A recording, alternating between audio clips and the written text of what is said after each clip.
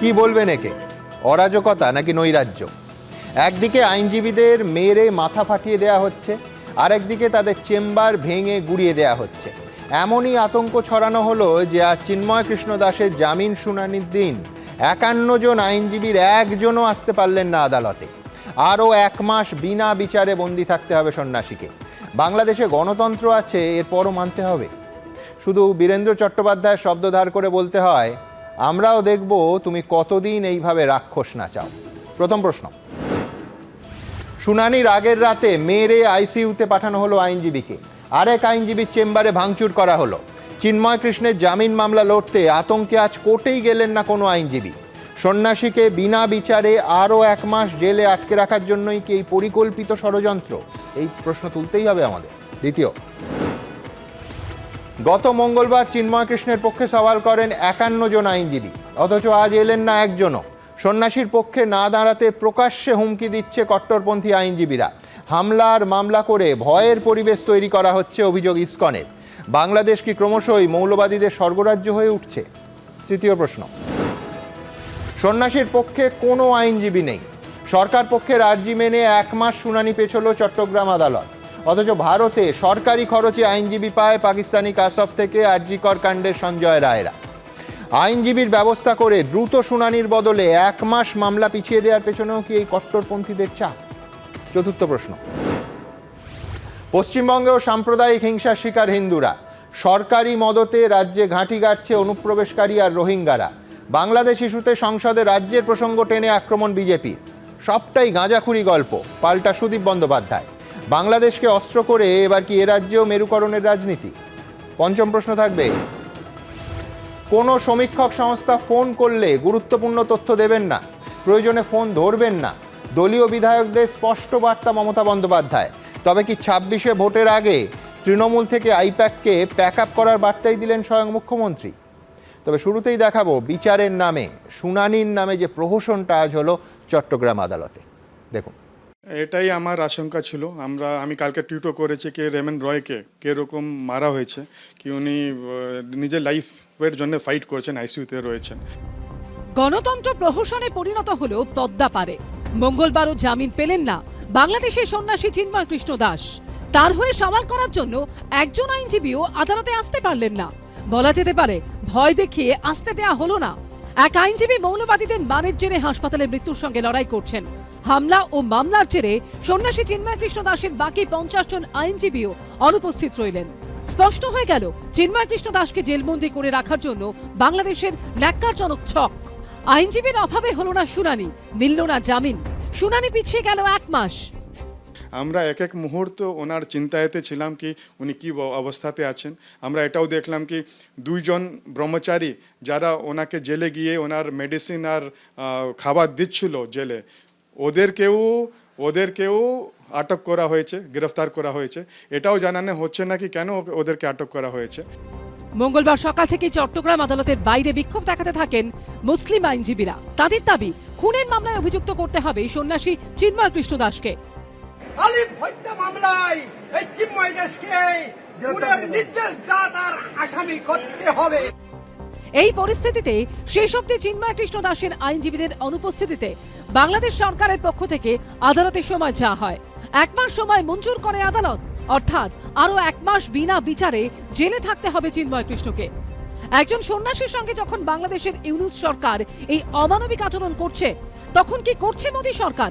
এই প্রশ্ন তুলে কেন্দ্রের ওপর চাপ তৈরি করতে চাইছেন সাধু সন্তরা। আমরা আন্দোলনের পথ থেকে, প্রতিবাদ এবং প্রতিরোধের পথ থেকে সরে আসছি না। এরপর হয়তো 5 দিনের সীমান্ত বন্ধের দিকে আমরা চলে যাব। ন্যায় বিচার পাক, তার পক্ষে যে দাবি সেটা সরাসরি রাষ্ট্রপতি এবং প্রধানমন্ত্রীর কাছে আমরা জানাবো।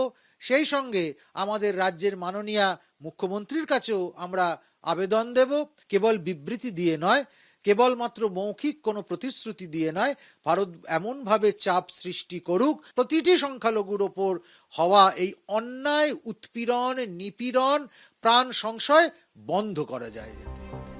বাংলাদেশের বুকে মঙ্গলবার মানবাধিকার ও গণতন্ত্রের এই চরম লজ্জার দিনেও বিন্দুমাত্র কুণ্ঠাবোধ না করে চট্টগ্রাম জেলা আইনজীবী সমিতির সভাপতি নাজিমউদ্দিন চৌধুরী দাবি করেন, শুনানিতে অংশ নিতে কোনো আইনজীবীকে ভয় দেখানো কিংবা হুমকি দেওয়ার কোনো তথ্য আমাদের কাছে নেই। একটা সিনিয়র অ্যাডভোকেট রমেন রয়, তিনি আইসিইউতে আছেন, প্রায় মৃত্যু মুখে। আরেকজন তরুণ লয়ার রিগাল আচার্য, তার গোটা মাথাটা ভেঙে এই উগ্রবাদী, মৌলবাদী, জিহাদি এই শক্তি এই কাণ্ড করেছে। 70 জন হিন্দু লয়ার, তাদেরকে ফলস মামলায় ইমপ্লিকেট করা হয়েছে। যাকে ধরা হয়েছে, যাকে অবিলম্বে মুক্তি দেওয়ার দাবি সবার, তিনি আইনজীবী দিতে পারবেন না, আইনজীবী দাঁড়াতে পারবে না, এটা কি করে হতে পারে? আর তার থেকে আমরা বিস্মিত যে ভারত সরকার কি আঙুল চুষছে। বিনা বিচারে বছরের শেষটা জেলেই কাটবে সন্ন্যাসী চিন্ময় কৃষ্ণ দাসের। 2 জানুয়ারি পরবর্তী শুনানি। অরিত্রিক ভট্টাচার্য, অর্ণব মুখোপাধ্যায় ও সোমনাথ দাসের রিপোর্ট, এবিপি আনন্দ। সত্য সে লুকাস, কি বিচিত্র ওই দেশ মানে বাংলাদেশ। আর আজ বাংলাদেশে গোটা দিন ধরে যা হলো সেটা গণতন্ত্র এবং মানবাধিকারের চূড়ান্ত প্রহসন বললেও কম বলা হয়। দিনের শেষে দেখা যাচ্ছে একদিকে জঙ্গি মৌলবাদীরা বুক ফুলিয়ে ঘুরে বেড়াচ্ছে বাংলাদেশে, আর আরেকদিকে একজন সন্ন্যাসীকে বিনা বিচারে 1 মাসেরও বেশি কারাগারের অন্ধকারে দিন কাটাতে হবে। হ্যাঁ, আবার বলছি, এটাই আজকের বাংলাদেশ। দুর্ভাগ্য। আমি শুরু করব আইনজীবী জয়ন্ত নারায়ণ চট্টোপাধ্যায়কে দিয়ে। জয়ন্ত, বিচারের নামে এই নির্লজ্জ প্রহসন শেষ কবে দেখেছি আমি মনে করতে পারছি না।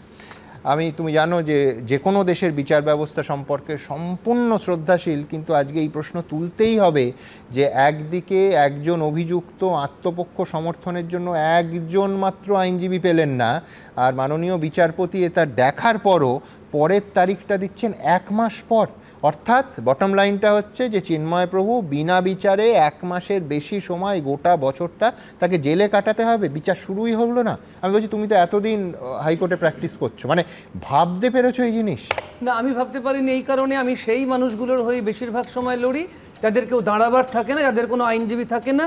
লিগাল এইড থেকে অনেক সময় আমাকে মামলা দিয়েছে এবং আমি প্রচুর মামলা লিগাল এইডের হয়ে করি। আমি প্রথমে শুরু করবো এভাবে যে একটা দেশে নির্বাচিত সরকার নেই, মুখোশধারী একজনকে মুখ্য উপদেষ্টা হিসেবে সেখানে বসানো হয়েছে এবং সে মোটামুটি তালিবানি এবং মৌলবাদী মানুষদের হাতে বন্দী, অথবা তিনিও এর সঙ্গে সায় দিচ্ছেন সেটা আমাদের জানা নেই। কিন্তু এই মুহূর্তে অভিযুক্তর পিছনে রাষ্ট্রীয় সন্ত্রাস আছে, ভয় দেখিয়ে আইনজীবীদের আটকানো হচ্ছে। এটা তো আজকে থেকে নয়, যখন সংরক্ষণ বিরোধী একটা আন্দোলন শুরু হলো তখন যেভাবে মানুষ মারা শুরু হয়েছিল তাতেই মনে হয়েছিল পেছনে কোনো বড় শক্তির মদত রয়েছে। এটা গেল প্রথম। দ্বিতীয়, মোটামুটি ভারতের সংবিধানটা কিন্তু টুকেছিল বাংলাদেশ, কিন্তু যা টুকতে পারেনি সেটা হচ্ছে ভারতের সংবিধানের মহত্ব। ভারত হচ্ছে একটা ইউনিক ফিলোসফিক্যাল কনসেপ্ট, তার ভিত্তিতে এই মহৎ সংবিধান তৈরি হয়। আমি তোমাকে বলি যে বাংলাদেশেও কিন্তু লিগাল এইড সার্ভিসেস অ্যাক্ট রয়েছে, এটা তৈরি হয়েছিল 2000 সালে। সেখানে বলেছিল যারা ন্যায় বিচার পাচ্ছেন না due to financial insolvency, destituteness, helplessness এবং অন্যান্য বিভিন্ন সোশিও ইকোনমিক কন্ডিশনে তাদেরকে দিতে হবে আইনি অধিকার, আইনি সহায়তা। আর্টিকেল 27, 27 নম্বর অনুচ্ছেদ এই বাংলাদেশের কনস্টিটিউশন, যা তৈরি হলো 1972 সালে, মানে অতি শিশু একটা কনস্টিটিউশন। সেখানে বলা আছে ইকুয়াল প্রোটেকশন অফ ল। বুঝে বললাম ভারতের সংবিধানটাকে টুকলো কিন্তু ফলো করতে পারলো না। ওখানে বললো ইকুয়াল প্রোটেকশন অফ ল, এবং বলছে যাদের আইন কোর্টের বাইরে এবং কোর্টের ভেতরে আইনি সাহায্য প্রয়োজন তাদের আইনি সাহায্য দিতেই হবে, সংবিধান বলল। 28 নম্বর অনুচ্ছেদে বলে দিল যে কোনো মানুষকে রিলিজিয়ান, কাস্ট, তারপরে সেক্স, প্লেস অফ বার্থ এর উপরে কোনো ডিসক্রিমিনেশন করা যাবে না, সকলকে আইনি সাহায্য দিতে হবে। কিন্তু আমাদের দেশে যে একটা ইউনিক ব্যাপার রয়েছে সেটা হচ্ছে সংবিধানের 39-এর এ অনুচ্ছেদ, যার ভিত্তিতে লিগাল সার্ভিসেস অথরিটি অ্যাক্ট এলো 1987 সালে। সেখানে কিন্তু বলা হয়েছিল যে প্রতিটি মানুষকে প্রথম থেকে একেবারে কাউকে গ্রেপ্তার করে আনা থেকে শুরু করে আইনি সাহায্য দিতেই হবে। যার জন্য তুমি কাসাবের কথা বাদই দাও, কামদুনিতেও যখন ওই আসামিদের আইনি সাহায্য দেওয়া হবে না বলে একদল মানুষ বলেছিলেন এবং আদালতের বাইরে বলেছিলেন দৃষ্টান্তমূলক সাজা চাই, তার জন্য বারাসাত থেকে মামলাটা ট্রান্সফার করে দেওয়া হয়েছিল কলকাতায়। আমরা অভিযোগ তুলেছিলাম নির্যাতিতার পরিবারের হয়ে যে ট্রান্সফার হয়ে গেলে অনেক মানুষ কামদুনি থেকে আসতে পারবে না কলকাতায়, এবং তাই হয়েছিল। অর্থাৎ ভিকটিম সুযোগ সুবিধা পাক বা না পাক, আমরা সবসময় মনে করেছি অ্যাকিউজ যেন অন্তত বলতে না পারে একদম। যে আমি আইনি সাহায্য পেলাম না। খুনের মামলায় কট রেড হ্যান্ডেড খুনের আসামিও আমাদের দেশে আত্মপক্ষ একইভাবে সমর্থনের আরজি সুযোগ পায়, করের কাণ্ড আইনি দেখো। সহায়তা পায়। আমি একাধিক আরজি করের- উদাহরণ আরজি আসবো করেও জয়ন্ত, কিন্তু একই রকম একদম হলো। একদম আমি প্রত্যেকটা উদাহরণে আসবো। এই মুহূর্তে সরাসরি একবার চলে যাব Radharaman Das, vice president Kolkata ISKCON. আপনাকে স্বাগত এই অনুষ্ঠানে। গত সপ্তাহে আপনার সঙ্গে যখন কথা হচ্ছিল আপনি বলছিলেন যে খুব আশা করে আছেন, যে আমি বলেছিলাম যে সম্ভবত সোমবার বা মঙ্গলবার পরবর্তী শুনানি, আপনারা এই আশায় ছিলেন যে আজকে তিনি মুক্তি পাবেন। এমনকি আজ সকালে এই চ্যানেলেই আপনি বলছিলেন যে তিনি যখন বেরোবেন তার সঙ্গে সরাসরি কথা বলবেন। দিনের শেষে দেখা যাচ্ছে যে কোনো আইনজীবী দাঁড়ালেন না এবং বিনা বিচারে চিন্ময় কৃষ্ণ দাসকে 1 মাস জেলে থাকতে হবে। আপনার প্রাথমিক প্রতিক্রিয়া? অ্যাকচুয়ালি গোটা বিষয়টা খুব শকিং। আমরা এটা আজকে আমার একটা ছিল আশা কি উনি যখন ওনাকে কোর্টে নিয়ে আসা হবে তখন আমরা অ্যাটলিস্ট জানতে পারবো কি ওর স্বাস্থ্য ভালো আছে, কীরকম মানে ওকে খাওয়া পাচ্ছে কি পাচ্ছে না। কিন্তু এটা যেরকম পোস্টপোন হয়ে গেল আর আমরা দেখলাম কি একটাও ওনার আইনজীবী কোর্টে আসতে পারলো না, অ্যাপিয়ার হতে পারলো না। তো এটা আমরা কখনো আশা করিনি কি এরকমও হতে পারে। তো এটা গোটা বিষয়টা খুব শকিং। আর একটা এত লম্বা ডেট দেওয়া হয়েছে, প্রায় 1 মাস। তো আমি যেটা বলছিলাম আগেবারেও কি সাধুরা মতলব জেলে ওদের এটা কিরকম থাকবে, ওনা কিরকম একদম খাবেন, একেবারে স্পষ্ট আপনি আশঙ্কা প্রকাশ করেছিলেন যে জেলে ক্রিমিনাল এবং অন্যান্যদের সঙ্গে থাকতে হবে এবং তার নিরাপত্তা নিয়ে স্পষ্ট উদ্বেগ প্রকাশ করেছিলেন আপনি। আমি বলছি সেই আশঙ্কা তো আরও বেড়ে গেল, তার কারণ সব মিলিয়ে প্রায় 5 সপ্তাহ আগের অংশটা ধরলে এবং আরও 1 মাস তাকে থাকতে হবে। কতটা আশঙ্কিত আপনারা? আমরা অ্যাকচুয়ালি খুব চিন্তিত আছি। আমার মতলব কি বলবো, আমার আই ডোন্ট হ্যাভ এনি ওয়ার্ডস। আমরা আশা করেছিলাম কি অ্যাটলিস্ট আজকে ওনার মুখ দেখবো, কিছু বলবে তাহলে জানা যাবে, কিন্তু এখন কিছু ক্ল্যারিটি নেই। আমরা জানি কি আর 3 জনকে ওনার যে সহায়ক ছিল যারা জেলে মেডিসিন আর খাবার আর ওষুধ দিতে গেছিলেন তারাও গ্রেফতার হয়ে গেছে। হ্যাঁ, তো ওদেরও কিছু খোঁজ খবর নেই, কেন পুলিশ আটক করেছে ওদেরকে। তো একদম ক্ল্যারিটি নেই। এরকম আমরা দেখছি কি যারা আইনজীবী না হলে যে কেউ ওনার সঙ্গে দাঁড়ানোর চেষ্টা করছে, ওনার সঙ্গে ওনাকে হেল্প করতে আগে আসছে, সবাই উপরে কেস করা দেওয়া হচ্ছে, না হলে ভয় দেখানো হচ্ছে।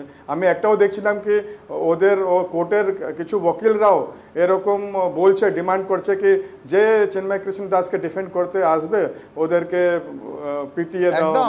আপনাকে জানিয়ে রাখি, অন ক্যামেরা দেখা যাচ্ছে চট্টগ্রাম আদালতে চত্বরে দাঁড়িয়ে আইনজীবীদের একটা অংশ তারা প্রকাশ্যে হুমকি দিচ্ছেন দুটো, তাদের দাবি দুটো। এক হচ্ছে প্রকাশ্যে বলছেন যিনি চিন্ময় কৃষ্ণ দাসের জন্য আইনি সহায়তা দিতে আসবেন তাকে তার ফল ভুগতে হবে, এবং 2 হচ্ছে সরাসরি তাকে প্রায় মানে পারলে এটাও বলেন যে বিনা বিচারে ফাঁসিতে ঝুলিয়ে দাও, কিন্তু মূল দাবি হচ্ছে তাকে ফাঁসি দিতে হবে। চত্বরে হচ্ছে প্রকাশ্যে, কি বলবেন? এটা তো খুব আশ্চর্য। আমরা দেখছিলাম কি মৌলবাদীরা রাস্তায় বলছে তলোয়ার নিয়ে, কিন্তু যখন আইনজীবী কোর্টে প্রেমাইসিস ভেতরে এরকম সেম ডিমান্ড করছে যেটা মৌলবাদীরা করছে রাস্তায়, তো আমরা তো আর মতলব ভয় লাগছে কি এটা বাংলাদেশকে হঠাৎ কি হয়ে গেল, কি সবাই একটা সুরে বলছে। এই প্রেক্ষিতে আপনারা কি উচ্চতর আদালত মানে হাইকোর্ট বা সুপ্রিম কোর্ট বাংলাদেশের সেখানে যাওয়ার কথা ভাবছেন? ওনার আইনজীবী কোথায় আছে যে এটা সব ভাববে? অ্যাকচুয়ালি আমরাও ওখানে ভয়তে ভক্তরাও ওনাকে হেল্প করতে পারছে না।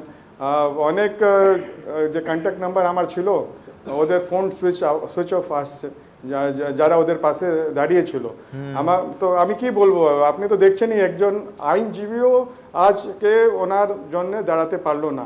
আগেবার যখন ওনাকে নিয়ে আসা হয়েছিল প্রায় 50 জন দাঁড়িয়েছিল, কিন্তু আজকে 50 জন থেকে একজনও ওখানে ছিল না কোর্টে। আপনার কাছে আমার শেষ প্রশ্ন, যে একদিকে ইসকনকে জঙ্গি সংগঠন ঘোষণা করার দাবি, তাতে মামলা, এসব তো আমরা দেখেছি, কিন্তু তারপরে একটা অদ্ভুত লাইন নেওয়া হলো, সেটা হচ্ছে যে চিন্ময় কৃষ্ণ এবং 4 জন সন্ন্যাসীকে জেলে পোড়া হলো, 17 জনের অ্যাকাউন্ট ফ্রিজ করা হলো।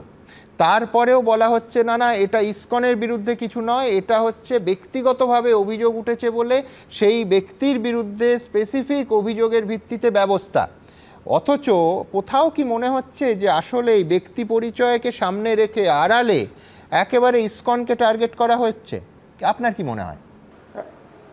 করণী আর কথনীতে আপনার সবাই আমরা দেখতে পাচ্ছি কি একদম তফাৎ আছে, একদম ডিফারেন্স আছে। ওরা বলছে কিছু এক কিন্তু আমরা কাউকে টার্গেট করছি না, কিছু হামলা হচ্ছে না, কিন্তু ইন রিয়ালিটি আমরা দেখতে পাচ্ছি অন গ্রাউন্ড কি হচ্ছে। আজকে যেটা অ্যাবসেন্স অফ আইনজীবী কোর্টে ওনার পক্ষে ওরা দাঁড়াতে পারলো না, এটা সব থেকে শকিং ছিল আমার জন্য। জামাতের আমির একেবারে নিজে অন ক্যামেরা বলছেন যে ইসকনকে নিষিদ্ধ করতে হবে।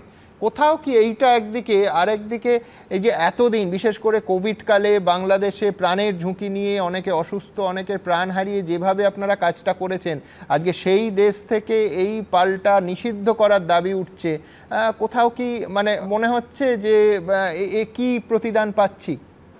নিশ্চয়ই খুব দুঃখ হচ্ছে। আমাদেরকে শিলা প্রভুপাদ ইসকনের ফাউন্ডার আচার্য শিখিয়েছেন কি সবার জন্যে মতলব সবার সেবা সব থেকে ইম্পর্টেন্ট। লাস্ট টাইমও আমি বলছিলাম আমরা কোভিড সময়ে সবাই নিজে আমরা সকাল থেকে রাত্রি পর্যন্ত আমরা লোকের সঙ্গে দাঁড়িয়েছিলাম। আমাদের কলকাতায় এক সাংবাদিকা আছেন, উনি একবার আমাকে মেসেজ করলেন কি আমার বাবা খুব কোভিডগ্রস্ত আছেন, ওনাকে এ পজিটিভ ব্লাড লাগবে। আমি নিজে গিয়ে কোভিড হসপিটালে গিয়ে রক্ত দিয়েছি। এটা প্রভুপাদ আমাদেরকে শিখিয়েছেন কি তোমাদের প্রাণ বাণী সবার থেকে লোকের সেবা করতে হবে। আমাদের সবাই প্রত্যেক ভক্ত ওটাই ফিলসফিটা প্র্যাকটিস করে, কিন্তু এরকম ইসকনকে টার্গেট করা এটা তো আমি বুঝতেই পারছি না কি হঠাৎ হলো। আমরা দেখলাম কি বাংলাদেশে সব গোটা বিষয় শুরু হয়েছিল ভারত বিরোধ থেকে। অনেক ভারতকে হেড করতে, ভারতকে এটা বয়কট করো, ভারত ঝন্ডা বয়কট করো, তারপরে পুরো জিনিসটাই ইসকনের উপরে এটা কনভার্ট হয়ে গেছে। ভারত তো বাংলাদেশে নেই, কিন্তু ইসকন ভক্ত আছে, ইসকন মঠ আছে, ইসকন মন্দির আছে। তো ভারতের যত হেড ছিল ওর পুরো প্রেশারটা এখন আমরা দেখতে পাচ্ছি কি ইসকন উপরে এটা ইসকনকে টার্গেট করা যাচ্ছে। একদম, অনেক ধন্যবাদ আপনাকে, ভালো থাকবেন। পরিস্থিতির দিকে আমাদের নজর রয়েছে। আমি এইখান থেকে আমার পরের প্রতিবেদনে আসব। আবার বলছি যে এটা গণতন্ত্রের লজ্জা, মানবাধিকারের লজ্জা। যেভাবে একজন আইনজীবীকে না দাঁড়াতে দিয়ে, কার্যত কোনো ধরনের আইনি সহায়তা না দিয়ে বিনা বিচারে 1 মাস কারাগারের অন্ধকারে এই সন্ন্যাসীকে রাখার চক্রান্ত হলো, সিদ্ধান্ত হলো, দুর্ভাগ্যজনক। মোর দেন 51 লয়ার্স যারা ওনার হয়ে আদালতে এসেছিল সবার বিরুদ্ধে পুলিশ কেস করা হয়েছে, সবার বাড়ি ঘর ভাঙা হয়েছে, আর ওদের মধ্যে অনেক লোক লুকিয়ে রয়েছে, কেন কি ওরাও আতঙ্ক রয়েছে।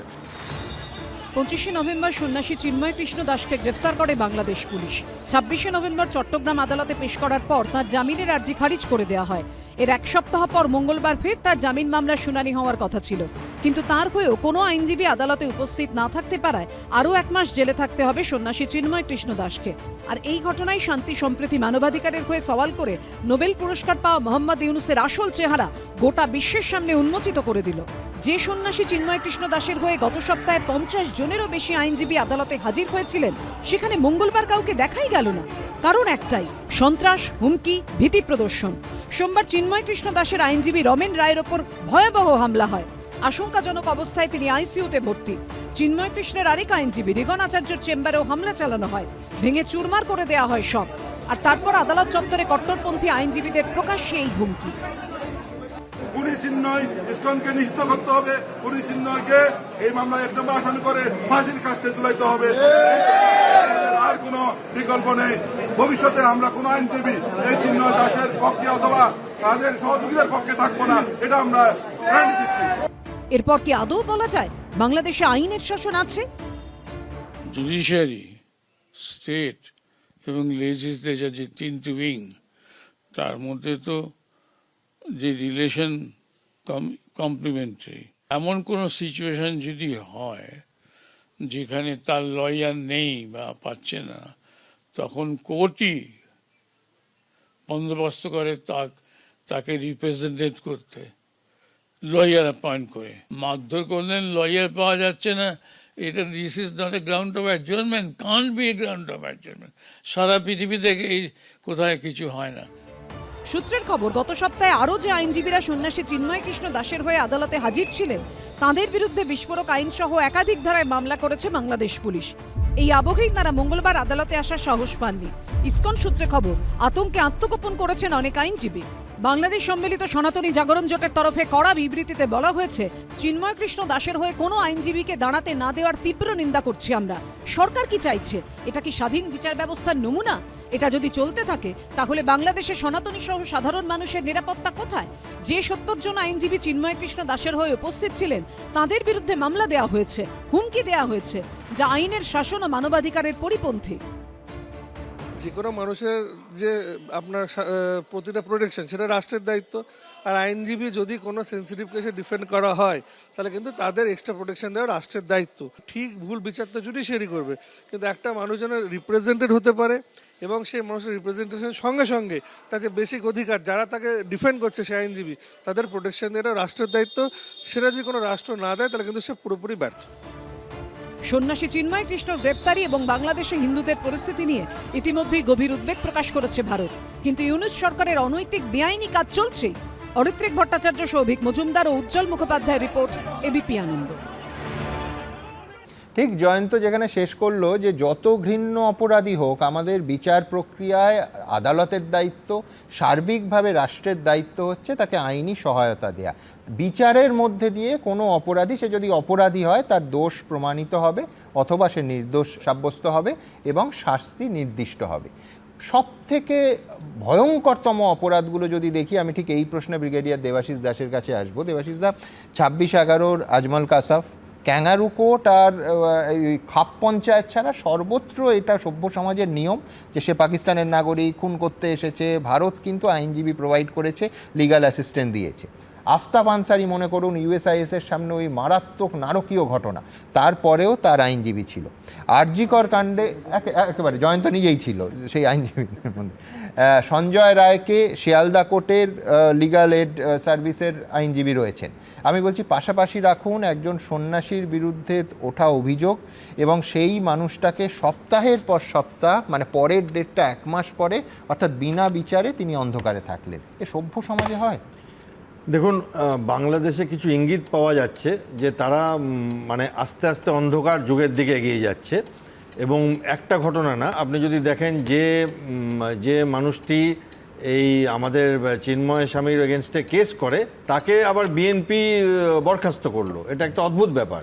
আবার সরকারের পক্ষ থেকে সলিসিটর জেনারেল কেস করছে যে ইসকনকে ব্যান করা হোক, আবার কোর্ট থেকে বলছে না এখন আপাতত মুলতুবি থাক। একজন মানুষ উকিল, তাকে কোনো রকমভাবে রহস্যময়ভাবে মৃত্যু হলো। এবং নানান ঘটনাতে দেখাচ্ছে যে জাহাজটা এসেছিল চট্টগ্রামে সোজাসুজি পাকিস্তান থেকে। এবং কিছু একটা ঘটনা আমি বলবো, কারণ দেখুন যে ইসকন নিয়ে হচ্ছে সেটা নিয়ে বলবার আপনারা সবাই আছেন। আমি তো সামগ্রিকভাবে দেখি ইন্টারন্যাশনাল রিলেশন এবং ডিফেন্সের ব্যাপারটা, যে একটা জেল ব্রেক হয়েছিল একসঙ্গে 2200 কয়েদি কয়েক সপ্তাহের মধ্যে বাংলাদেশ থেকে বেরিয়ে যায় বাংলাদেশ থেকে, এবং তার মধ্যে প্রায় 88 জন ফাঁসির হুকুমওয়ালা, মানে মৃত্যুদণ্ড। আর মানে জয়ন্তবাবু ভালো জানবেন আপনার প্রফেশন, 800 জন ছিল যারা দাগি টেররিস্ট, জেএমবি, এএসটি, এদের টেররিস্ট, এটিবি। এবং এদের মধ্যে কিছু আমাদের কলকাতা এবং পশ্চিমবঙ্গে পাওয়া গেছিল সেই সব গ্রুপগুলোর।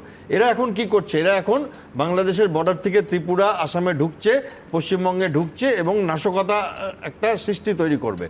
ঠিক আছে, ভারতবর্ষ হ্যান্ডেল করবে। ভারতবর্ষ পাকিস্তানের নাশকতা দেখেছে, কার্গিল যুদ্ধ হয়েছিল, আমাদের আঘাত করেছিল, এমন প্রত্যাঘাত করেছে ভারতবর্ষ যে তাদের নিজের প্রধানমন্ত্রী পালিয়ে গিয়ে অন্য দেশে বসেছিল এবং মিলিটারি শাসন হয়েছে। এই বছরই সুপ্রিম কোর্ট বলেছে যে আজমল কাসাব যদি ভারতে ন্যায় বিচার পেতে পারে, ভারতের বিচার ব্যবস্থা এইরকম অনেক স্ট্রং। এবং খালি আজমল কাসাব কেন, আমাদের দেশের প্রধানমন্ত্রী ইন্দিরা গান্ধীর যে হত্যাকাণ্ড হয়েছিল তাতেও বিচার করে অনেক বছর লেগেছিল, যেখানে সে বলছে আমি মেরেছি, তাও একটা বিচার প্রক্রিয়া। আর এখানে একটা মানুষকে বেয়ার মিনিমাম দেওয়া হচ্ছে না এবং দেশে একটা উল্লাস হচ্ছে যে দারুণ আমরা দেখে নেব। এই দেখে নেবর যে টেন্ডেন্সিটা, এটা কিন্তু প্রস্তর যুগে নিয়ে যাচ্ছে। একদিকে ভারতবর্ষের মতো দেশেরা মঙ্গল গ্রহে পাঠাচ্ছে, আর এরা 84-তে মারা গেলেন, 89 অবধি পূর্ণ আইনি প্রক্রিয়া চললো। হ্যাঁ, কিন্তু একটা ব্যাপার আছে, বাংলাদেশের সাথে কিন্তু আমাদের বাণিজ্য, ট্যুরিজম, জলের ব্যাপার, সামরিক কোঅপারেশন, আমরা অনেকবার বাংলাদেশের অফিসারদের সাথে ট্রেনিং করেছি বহুভাবে এবং ওতপ্রোতভাবে জড়িত। হট করে এরকমভাবে ইতিহাস, ভৌগোলিক অবস্থান, ইকোনমি মুছে ফেলা যায় না। 12 বিলিয়ন 13 বিলিয়ন ইউএস ডলার আমাদের সাথে ট্রেড, কিন্তু চায়নার কিছু ইন্টারেস্ট আছে। চায়নার সেকেন্ড লার্জেস্ট পার্টনার হচ্ছে বাংলাদেশ, ফার্স্ট লার্জেস্ট হচ্ছে পাকিস্তান, দুটোই এখন ভারতবর্ষের নেইবার। আমেরিকার নিজস্ব উইটনেস আছে। আগে আপনার একটা প্রোগ্রামে আমরা কথা বলেছিলাম সেন্ট ঠিক, মার্টিন আইল্যান্ড একদম। নিয়ে। ফলে এই দেশগুলোর উদ্দেশ্যটাও প্রণোদিত হচ্ছে, কোথাও ভারত একটু ব্যাঘাত ঘটছে, বাট আমাদের একটু ধৈর্য রাখতে হবে। কারণ ইন্দিরা গান্ধী যখন অ্যাটাক করেছিলেন, আমার সৌভাগ্য বলবো যে আমি তখনকার যিনি ফিল্ড মার্শাল ছিলেন তার নিজের মুখে আমি তার ঘরে বসে এই কথাটা শুনেছিলাম যে উনি চেয়েছিলেন যে আমার 4-5 মাস সময় লাগবে, আমি প্রস্তুত না। ভারতবর্ষ এখন ওই 4-5 মাস সময় নিচ্ছে, মিলিটারিলি বলছি না, militarily, economically, diplomatically, every which way Bangladesh একদম নিজের ধ্বংসের দিকে যাচ্ছে। একদম। আমি দ্রুত একবার বাংলাদেশের এই মুহূর্তের একটা খবরে যাব যে এই চিন্ময় প্রভুর গ্রেফতারির প্রতিবাদ জানাচ্ছিলেন বাংলাদেশের ঠাকুরগাঁওয়ে সুশীল আচার্য। সেই সুশীল আচার্যকে এই মুহূর্তে ফুল ফ্রেম দেখতে চাইবো, সেই স্টিল ছবি কিছুক্ষণের মধ্যে ফুটেজ এসে পৌঁছবে। তাকে মৌলবাদীরা ভয়ঙ্কর মারধর করে, মারধরের মুহূর্তের ছবি আপনারা দেখতে পাচ্ছেন। সুশীল আচার্য এই গ্রেফতারির প্রতিবাদ যিনি করছিলেন, কি ভয়ঙ্করভাবে সুশীল আচার্যকে মারধর করা হয়েছে দেখতে পাচ্ছেন এই ছবি। এটা হচ্ছে কোথাও পুলিশ দেখা যাচ্ছে না, বাংলাদেশের ঠাকুরগাঁওয়ের ছবি, প্রকাশ্যে এইভাবে মারা হচ্ছে। অথচ এর পাশের ভারতের ছবিটা দেখুন, 26/11 থেকে এই আমাদের আরজি করের ঘটনা। সব জায়গায় যত গুরুতর অভিযোগ হোক, এমনকি কট রেড হ্যান্ডেড অপরাধীদের ক্ষেত্রেও পূর্ণ আইনি সুযোগ এই ভারতবর্ষের মহান গণতন্ত্র দেয়।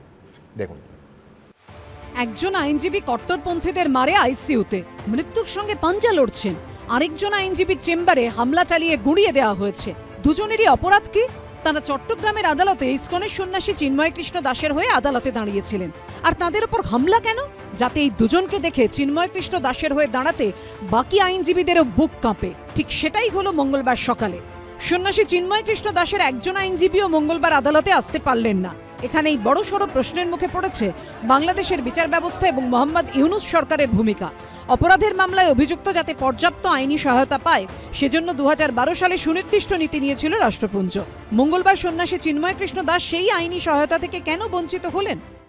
আমাদের দেশে আমরা দেখলাম, পুরো আমাদের ভারত দেখেছিল কি কাসাব কি করেছে, কিন্তু কাসাবকে গভর্নমেন্ট একদম বেস্ট সিকিউরিটি প্রোভাইড করেছে। ওদের জন্য আইন, যে বেস্ট আইনজীবী দান করানো হচ্ছে কি ওকে ডিফেন্ডটা থাকে। তো সেই জন্য এটা তো একটা সভ্য সমাজের একটা খুব বেসিক জিনিস। আজকে যেটা হলো বাংলাদেশে, এটা খুব দুঃখনীয়। এ থেকে বেশি হিউম্যান রাইট ভায়োলেশন কি হতে পারে? অপরাধ যত গুরুতরই হোক, বিচারাধীন বন্দীর মানবাধিকার রক্ষার ধর্ম কিভাবে পালন করতে হয় তা বারবার দেখিয়েছে ভারত। 26/11 সময় ভারতে এসে নির্বিচারে মানুষকে হত্যা করেছিল পাকিস্তানের জঙ্গি আজমাল কাসাব। আদালতে বিচারের সময় সেই জঙ্গির হয়ে সওয়াল করার জন্য আইনজীবী দাঁড়িয়েছিলেন। আমেরিকান সেন্টারে হামলায় ধৃত আফতাব আনসারিও আইনজীবী পেয়েছিল। প্রধানমন্ত্রী ইন্দিরা গান্ধী এবং রাজীব গান্ধীর হত্যাকারীদের হয়েও আইনজীবীরা আদালতে সওয়াল করেছিলেন। দিল্লির ভয়ঙ্কর নির্ভয়া ধর্ষণকাণ্ডের দোষীরাও আইনজীবী পেয়েছিলেন মামলা লড়ার জন্য। সম্প্রতি আরজিকর মেডিকেলে চিকিৎসককে ধর্ষণ খুনের ঘটনায় অভিযুক্ত সঞ্জয় রায়ের হয়ে প্রথমে দাঁড়াতে চাননি কোনো আইনজীবী। শেষে স্টেট লিগ্যাল সার্ভিস অথরিটির হয়ে আইনজীবী দেয়া হয়। অথচ বাংলাদেশে একজন সন্ন্যাসীর হয়ে সওয়াল করার জন্য কোনো আইনজীবীকে দাঁড়াতে দেওয়া হচ্ছে না। হামলা করে মামলা দিয়ে তাদের ভয় দেখানো হচ্ছে। কিন্তু ভয়ঙ্কর, জুডিশিয়ারি তো কন্ট্রোলই করতে পারছে না স্টেটকে। কেউ কখনো আনরিপ্রেজেন্টেড থাকতে পারে না। এতজন লয়ার, কাউকে কেউ দাঁড়াচ্ছেন না ভয়ে। এটা সাংঘাতিক। মানে জুডিশিয়ারি, কি বলবো, judiciary in Bangladesh has also completely fail. আইনজীবী না থাকায় সন্ন্যাসী চিন্ময় কৃষ্ণ দাসের মামলা 1 মাস পিছিয়ে দেওয়া নিয়েও প্রশ্ন উঠছে। আইনজীবীরা বলছেন, বাংলাদেশ সরকার চাইলেই আইনজীবী জোগাড় করে দ্রুত মামলা শুনানির আর্জি জানাতে পারত। তা না করে 1 মাস পরে তারিখ দেওয়া হলো কেন? কেন 7 দিন পরে হলো না? কেন 6 দিন পরে হলো না? এই উত্তরটা কিন্তু রাষ্ট্র না, তার সঙ্গে সঙ্গে কোর্টও কিন্তু দায়ী হয়ে যাচ্ছে। কারণ কোর্টেরও কিন্তু ভাবা উচিত ছিল যে এটা একটা ইন্টারন্যাশনাল ইস্যু হতে যাচ্ছে। বাংলাদেশের রাষ্ট্র ব্যবস্থার ওপরে হাতে আর নেই এটা। তাদের যে ক্ষমতা, সেই ক্ষমতার ওপরে এটা নেই। এটাকে সম্পূর্ণভাবে ইন্টারন্যাশনাল কোর্টের কাছে যাওয়াটা খুব জরুরি আছে।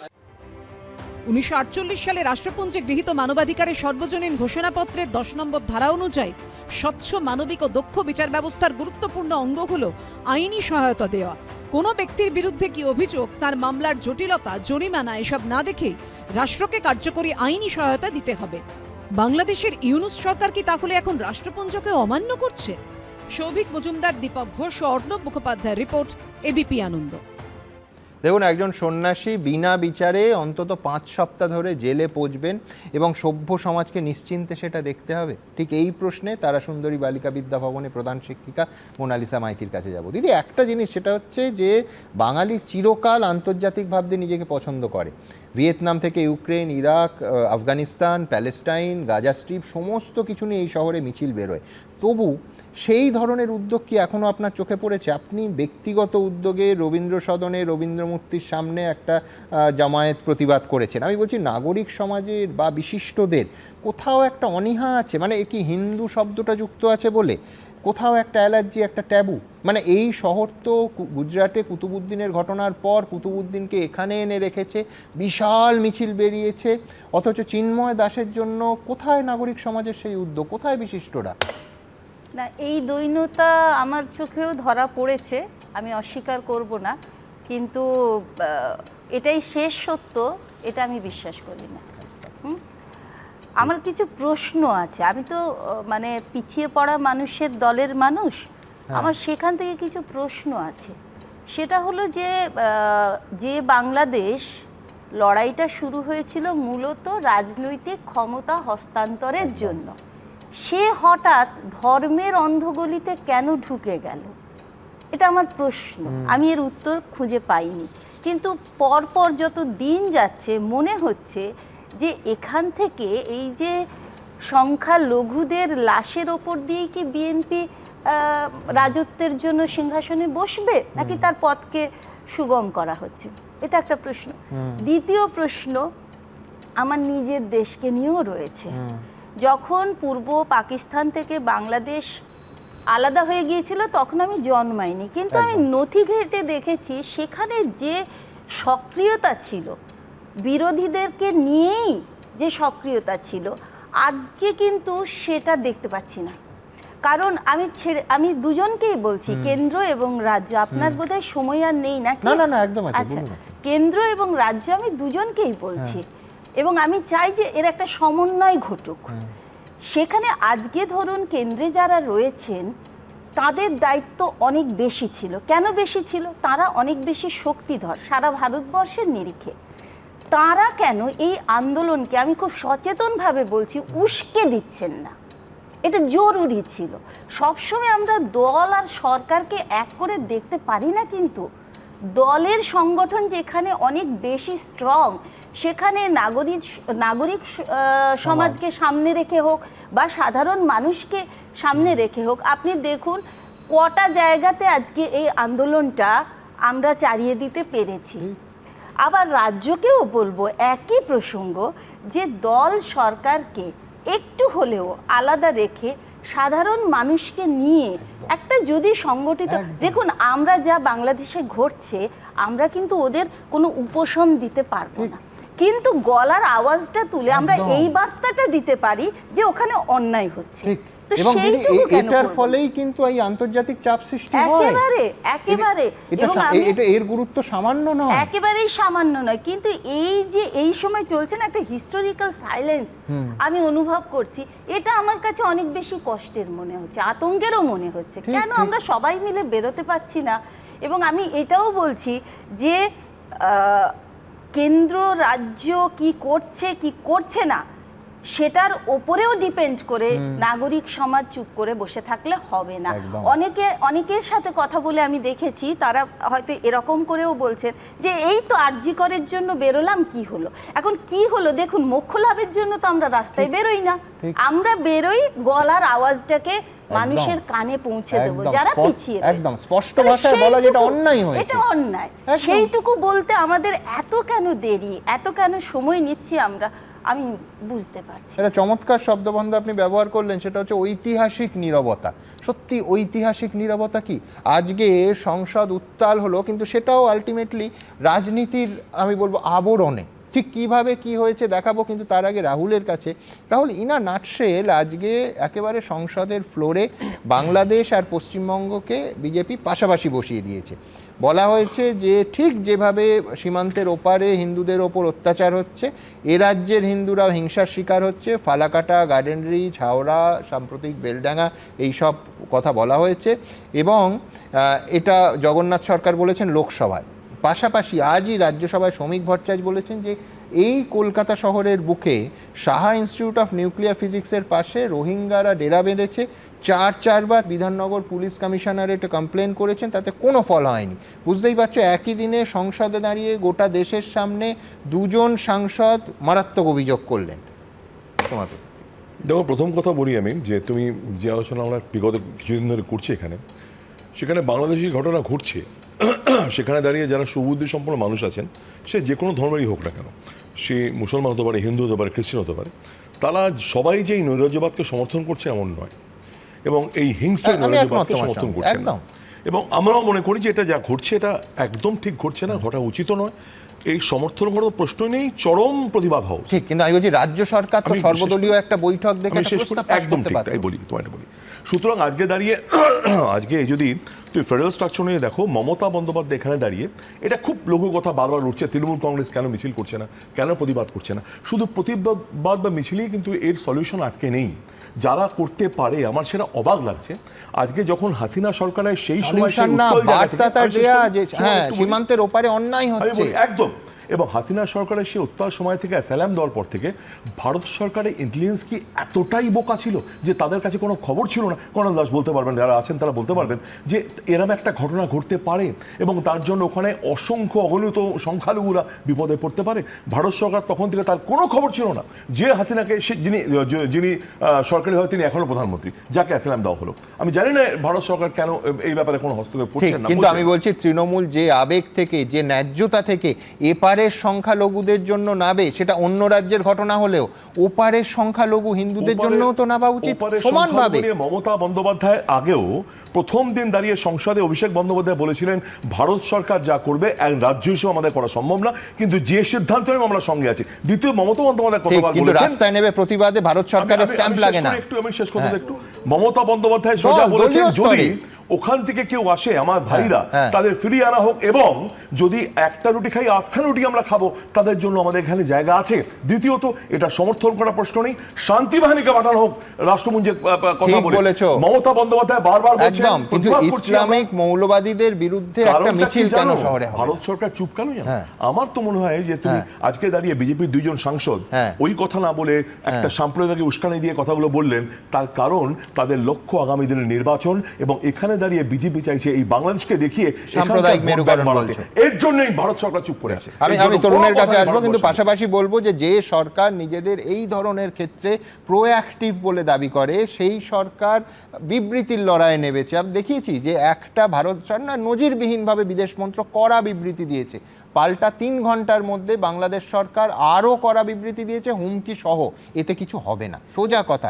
উল্টো দিকে বাংলাদেশের দিক থেকে দেখুন, আজকে যখন এই অনুষ্ঠান করছি, আগরতলার ঘটনা নিয়ে বাংলাদেশের পররাষ্ট্রমন্ত্রক, বিদেশ মন্ত্রক, তারা বাংলাদেশে ভারতীয় হাইকমিশনার প্রণয় ভার্মাকে তলব করলো। আমি বলছি যে প্রথম অ্যাকশনটা কিন্তু তরুণ এলো বাংলাদেশের দিক থেকে, যে প্রশ্নটা অনিবার্য, যে এখনো প্রধানমন্ত্রী কোনো বিবৃতি আমরা দেখলাম না। একটা কথা বলো, প্রধানমন্ত্রী যে সহিষ্ণুতা হিন্দু মাসিয়া, তিনি তার কোনো বিবৃতি নেই, না স্বরাষ্ট্রমন্ত্রী যিনি হিন্দুদের জন্য কেঁদে ভাষান তার কোনো বিবৃতি নেই।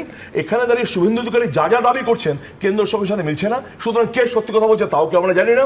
দ্বিতীয়ত, আজকে সংসদে এই নিয়ে এসে বিদেশমন্ত্রী জয়শঙ্কর একটা কথা উত্তর তরুণ দেবে, কিন্তু আমার খারাপ লাগছে যে বাংলাদেশের দিক থেকে আজকে তাচ্ছিল্যের সুরে ওখান থেকে বলা হচ্ছে, আইনি উপদেষ্টা বলছেন যে ভারতকে বুঝতে হবে এটা হাসিনার বাংলাদেশ নয়। মানে এই তুচ্ছ তাচ্ছিল্য ভারতকে প্রতিদিন করা হচ্ছে। তরুণ জবাব কোথায়? না সুমনদা, বলছি তার আগে দুটো জিনিস বলা উচিত। দেখো, United Nations principal and guidelines on access to legal aid in criminal justice system, UN এর পলিসি যে কোনো মানে অ্যাকিউজডের right to counsel, right to free legal aid, right to communicate with council থাকে, সেখানে এটা দেওয়া হলো না।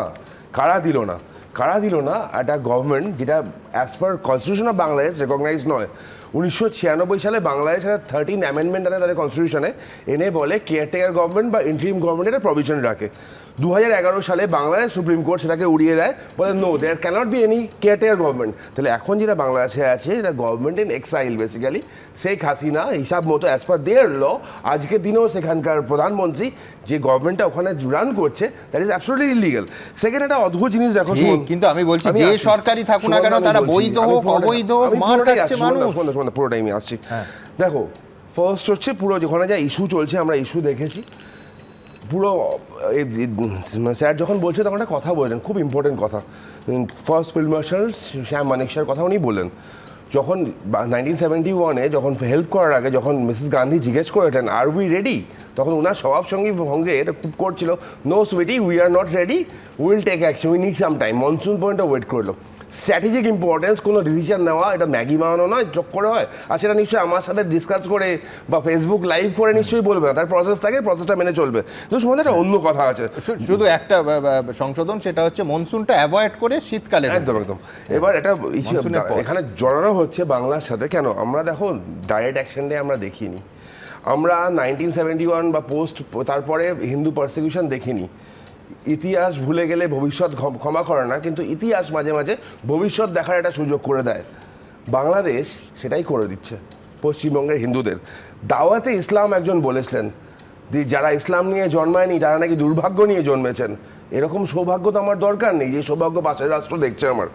আমার দরকার নেই যে ফালাকাটা, গার্ডেন রিচ, বেলডাঙ্গা এগুলো হবে। আমি তুলনা করতাম না যদি আমার রাজ্য সরকার সিমির ফাউন্ডার মেম্বারকে রাজ্যসভায় না পাঠাতো, আমি দেখতাম না সুমনদা বিভিন্ন সময়। কিন্তু তোমরা বলবে তৃণমূল তোষণ করে, তৃণমূল বলবে যে কেন্দ্রের দায়, মানুষগুলো কোথায় যাবে? দায় কেন্দ্রের না, মানুষের তো বোঝার উচিত। আজকে তোমরা রাস্তার আন্দোলনের কথা বলছো, যে পশ্চিমবঙ্গে 26-এ মানুষের বোঝার অপেক্ষা করবে? আটে সেখানে আছে, আসলে সেখানে তার কথা আমি বলছি না। পশ্চিমবঙ্গে বিশ্ব নাগরিক আছে একদল, একটা দল আছে বিশ্ব নাগরিক, যাদেরকে বেজিং এ বৃষ্টি হলে পশ্চিম কলকাতায় ছাতা নিয়ে ঘুরে বেড়ায়, একটা বিখ্যাত দল আছে। তাদের প্রেস কনফারেন্স তুমি দেখেছো? তাদের প্রেস কনফারেন্সে হিন্দু পারসিকিউশন, হিন্দু কথাটা নেই। কংগ্রেসের প্রেস কনফারেন্সে হিন্দু কথাটা নেই। কেন নেই?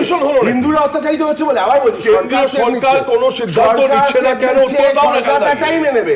কখন নেবে? যখন ডিক্লেয়ার করে নেবে না, যখন দাঁড়িয়ে সব ফেসবুকে ডিক্লেয়ার কোন সরকার? Time is running away. আমি এখান থেকে আমার পরের প্রতিবেদন দেখাবো আজকে ভারতবর্ষের সংসদে ঠিক কি হলো। কণ্ঠি লম্বা করে পড়ুন, তিলক, জলের তিলক করে নিন, জলের তিলক করে নিতে বলছি। ধুতি কুর্তা এখন বারণ করছে, প্যান্ট শার্টে যেতে। মাথায় যদি যার মুড়ানো আছে ওটা হুড না হলে ক্যাপ পরে যেতে। বাংলাদেশে হিন্দুদের পরিস্থিতি এখনো একই রকম ভয়ঙ্কর। অত্যাচারের হাত থেকে বাঁচতে ভক্তদেরকে ধর্মীয় চিহ্ন গোপন করার পরামর্শ দিয়েছে ইসকন। আর এই পরিস্থিতিতে বারবার মঙ্গলবার সংসদে বাংলাদেশে হিন্দুদের ওপর অত্যাচারের প্রসঙ্গ তুললেন বিজেপি সাংসদ জগন্নাথ সরকার। বাঙালি হিন্দুদের বেছে বেছে নির্যাতিত হতে হচ্ছে, তাদের মন্দির ভেঙে দেওয়া হচ্ছে, তাদের আর্থিকভাবে তছরূপ করা হচ্ছে। রাতের বেলায় যেভাবে ধরে ধরে নিয়ে যাকে ধর্মান্তরিত করে ইসলাম করা হচ্ছে, কাঁটাতারের বেড়ার মধ্যে তারা অত্যাচারিত হচ্ছে, এপারে এসেও তাদের শান্তি নেই। বাংলাদেশে হিন্দুদের ওপর অত্যাচার যত বাড়ছে, ইউনূস সরকারের বেপরোয়া মনোভাবও ততই সামনে আসছে। বাংলাদেশের অন্তর্বর্তী সরকারের আইন উপদেষ্টা আসিফ নজরুল ফেসবুকে কার্যত হুঙ্কারের সুরে লিখেছেন, শেখ হাসিনার সরকার বিনা ভোটে ক্ষমতায় থাকার লোভে ভারত তোষণ নীতিতে বিশ্বাসী ছিল। তবে ভারতকে বুঝতে হবে, এটা শেখ হাসিনার বাংলাদেশ নয়। এই বাংলাদেশ স্বাধীন, সার্বভৌম ও আত্মমর্যাদাশীল। এই বাংলাদেশ নির্ভীক একটি তরুণ সম্প্রদায়। এই পরিস্থিতিতে বারবার একটাই প্রশ্ন জোরালো হচ্ছে, হিন্দু নিধন বন্ধ করতে ইউনূস সরকারের বিরুদ্ধে কি পদক্ষেপ করবে মোদী সরকার? Our neighboring country Bangladesh, where the minorities and the Hindus are being tortured and being killed. Government of India is totally silent now. Our appeal that let Minister of External Affairs come to the Parliament and intimate us at the latest position of Bangladesh, what is happening over there. পাল্টা পশ্চিমবঙ্গের পরিস্থিতি টেনে তৃণমূল সরকারকে খোঁচা দিয়েছে BJP. দিনের পর দিন অনুপ্রবেশকারী এসে আমাদের জনসাম্য ভারসাম্য নষ্ট করে দিচ্ছে এবং সরকারি মদতে হচ্ছে। এবারে সরকার পর্যন্ত আমরা দেখছি দর্শক হয়ে যাচ্ছে, সরকারি সম্পদ তছনছ করছে, মন্দির ভাঙা হচ্ছে। বেলেডাঙ্গা ইস্যুকে কেন্দ্র করে যেভাবে বাংলায় বিভিন্ন জায়গায়, হাওড়া, উলুবেড়িয়া বিভিন্ন জায়গায় দাঙ্গা ছড়াচ্ছে সরকারি মদতে।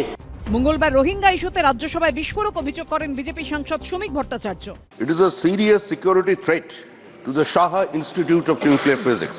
इसका नॉर्दर्न पार्ट जो है, उसका जो वॉल है, उसका बाहर में कुछ अनऑथोराइज्ड लोग वहां मौजूद हुए हैं। all are Rohingyas, all are Bangladeshi infiltrators. Police कुछ एक्शन नहीं ले रहा है, बांग्लादेश का बात कर रहे हैं, बांग्लादेश का हिंदू को ऊपर अत्याचार की बात कर रहे हैं, और दिन प्रतिदिन पश्चिम बंगाल के भीतर ये सारे बांग्लादेशी घुसपैठिया हमारा डेमोग्राफिक डिजाइन चेंज कर दिया। এগুলো ইংরেজিতে বলে কক্স অ্যান্ড বুল স্টোরিজ।